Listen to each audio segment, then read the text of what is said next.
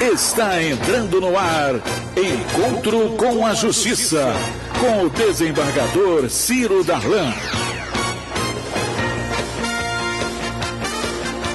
Bom dia, ouvintes da Rádio Manchete. Hoje, sexta-feira, tá um sol muito grande. Quem está assistindo o nosso programa pela www.redejuridicatv.com.br pode ver que hoje eu nem de paletó vim, nem o desembargador Rogério de Oliveira, que hoje estará aqui apresentando o programa comigo, porque o sol aí fora não está suportável não, tá? Um dia de verão aqui no Rio de Janeiro, essa cidade maravilhosa, um dia depois do dia mais importante do calendário brasileiro, o dia do mestre, o dia do professor, o dia daquele que ensina todos nós a sermos juízes, jornalistas, médicos, engenheiros, arquitetos. Sem o professor, nada disso nós teríamos. E hoje o nosso programa está aqui recheado de convidados da maior categoria, uma professora Eliette Ferrer, Eliette, nossa querida companheira, amiga de Facebook, uma das mulheres mais importantes deste Brasil, uma das mulheres que constrói o Brasil, que querem uma sociedade melhor e que hoje ouvintes que estarão participando do nosso programa através do telefone 35720760, 35720760 e o WhatsApp também, 998080819. Os ouvintes já devem estar estranhando, né? Cadê o Damasceno? Sem o Damasceno parece que não tem programa, né, Rogério? Graça, né? Não tem graça, não tem aquele elan, aquela veia política, social, democrata, aquele homem que suscita aqui os conflitos, os bons debates, mas ele está por um bom motivo, né? Em primeiro lugar, a família, ele foi dar uma atenção à família e também foi a um compromisso profissional. Mas Damasceno, estiver ligado aí na 760 Manchete, participe aqui do nosso programa através do telefone. Você sabe de qual o telefone? 35720760.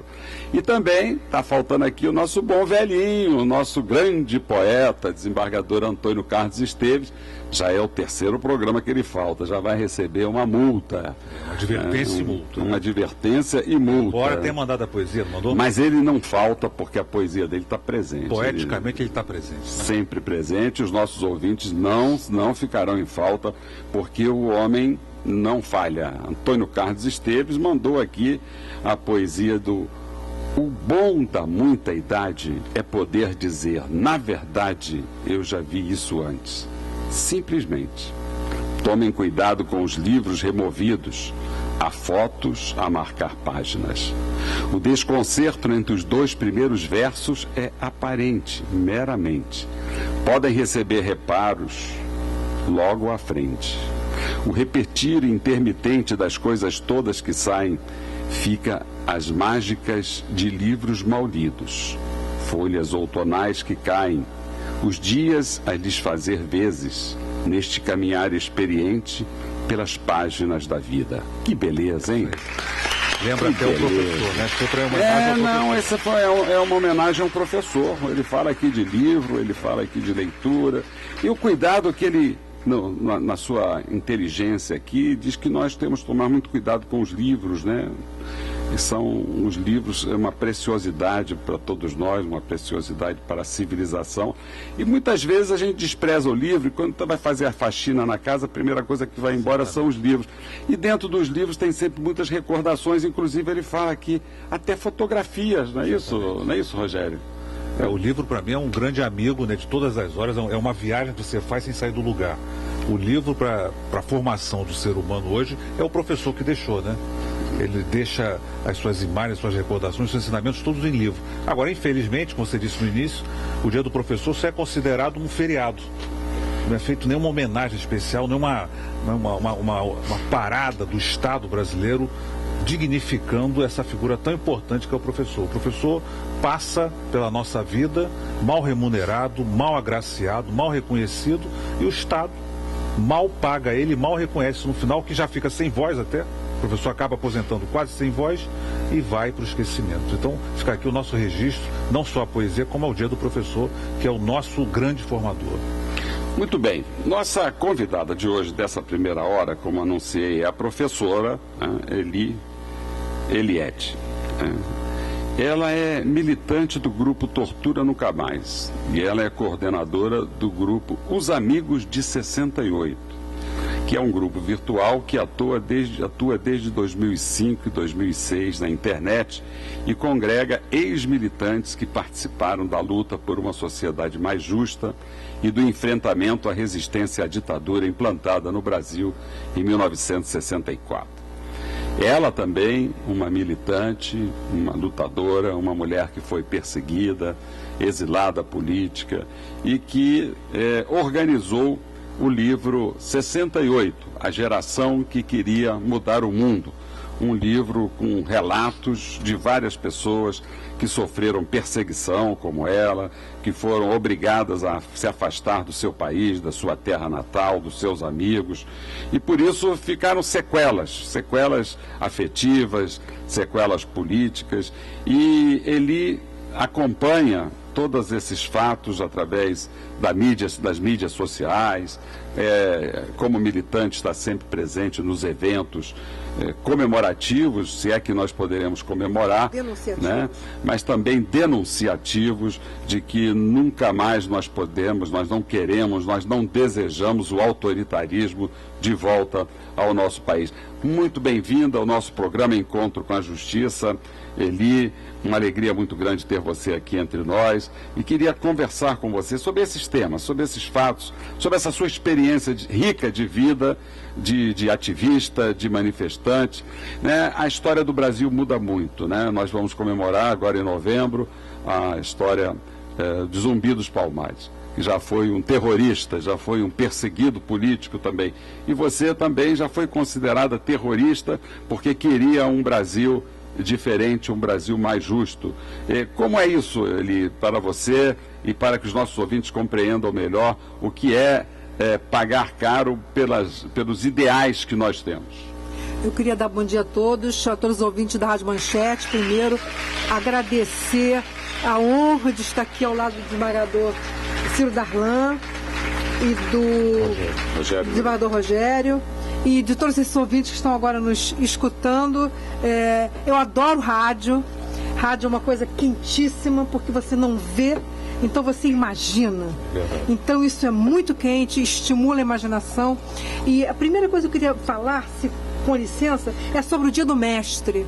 Tá? Eu sou professora de formação, eu fiz escola normal, eu me formei no ano de 64, no ano do golpe. E eu fui treinada, né, a despertar nas crianças o questionamento, a despertar qualquer coisa que viesse à cabeça deles, aquela educação que era para questionar mesmo. Quer dizer, você pega um livro, escuta um rádio, escuta a televisão, os noticiários. As pessoas hoje em dia escutam aquilo e engolem e aceitam aquilo como verdade absoluta. Quer dizer, eu, na minha formação de professora, no governo Jango, que foi um dos governos mais democráticos que já pode ter havido no Brasil, tá? Nos ensinaram a criar pessoas, cidadãos que questionavam tudo. Quando eu aprendi, a gente aprendeu, eu era criancinha, o professor sabia tudo, né? Aquela coisa que você tinha que obedecer ao professor. Já eu, quando fui ensinar, e quando me ensinaram a ensinar, já era o contrário. Não, nós temos que ensinar. Não foi à toa que o Darcy Ribeiro estava ao lado dele. Exatamente, né? Exatamente. Então, era uma outra época, né? A época, eu só estudei em escola pública. Eu queria dar agora um viva ao presidente João Goulart, antes de qualquer coisa. E um parabéns a todos os professores do Brasil inteiro que são mal remunerados, como disse o desembargador. É uma coisa lamentável a educação no Brasil, especialmente no Rio de Janeiro. Então foi a primeira coisa que eu queria falar sobre o Dia do Mestre, que é uma coisa que me toca profundamente, do meu interesse, do interesse do país, né? As crianças, né? Quer dizer, aonde vamos? Para onde vamos? Para quê? A quem interessa formar carneirinhos, né? Você acha, professora, que isso mudou de lá para cá? Piorou, melhorou? Piorou. melhorou, mas é uma coisa absurda. Absurda, né? Uma diferença muito grande. O desembargador Rogério, é muito diferente, completamente diferente. Nós éramos... Realmente o governo Jango era uma coisa fantástica. É inacreditável falar na democracia que havia antes do que agora, né? É claro que nós temos um governo democrata, nós temos leis, Constituição. Podemos falar, exatamente. Sem correr riscos, né? Mas era uma diferença muito grande. Era uma coisa muito interessante. Eu tenho me debatido aqui nos programas com o Ciro que nós recebemos muitas ONGs que tratam dos efeitos da péssima educação no Brasil, que são as crianças de rua no final. Se a criança não está na escola, ela está na rua. E nós estamos... menos escolas e mais cadeias. Exatamente, né? Exatamente. Isso não há um enfoque nesse sentido, preventivo nisso. Você tem que manter a criança na escola, profissionalizar ela e aí sim criar um Brasil novo. Claro. Sem educação, o que vai haver? Não tem solução. Estão formando marginais, estão formando uma classe enorme de excluídos que são pobres e negros. Exatamente. Infelizmente, é uma lástima. Nós andamos, é um retrocesso muito grande. Mas absurdo. As escolas não têm material, os professores são muito mal pagos. Eu, quando comecei... O próprio currículo da escola é uma coisa ultrapassada. Eu costumo dizer que nós estamos ensinando a escola do século XIX, que é a enciclopédia, no século XXI. O método Paulo Freire, que estava começando a ser implantado no governo Jango, ele foi destruído, todo mundo foi preso e criaram um Mobral. Exatamente. E que não deu em nada, porque aquilo não era uma coisa... Quer dizer, hoje em dia não há nada. Professora Eliette... Desculpa, eu saio do tema, mas essa coisa do dia do professor é uma coisa que me toca profundamente, sabe? Não, mas a senhora não saiu do tema. Nós estamos exatamente dentro do tema, né? Porque a senhora, como professora, é justamente quem vai nos orientar qual será o tema. E nós estamos muito curiosos para que os ouvintes, muitos dos nossos ouvintes nem eram nascidos na época da Revolução, e nós queríamos muito que a senhora contasse um pouquinho do contexto histórico, de como foi o fato da senhora ser obrigada a sair do seu país, deixar a sua família, deixar o seu trabalho, mas nós vamos fazer um pequeno intervalo e voltamos com a senhora dentro de um minuto.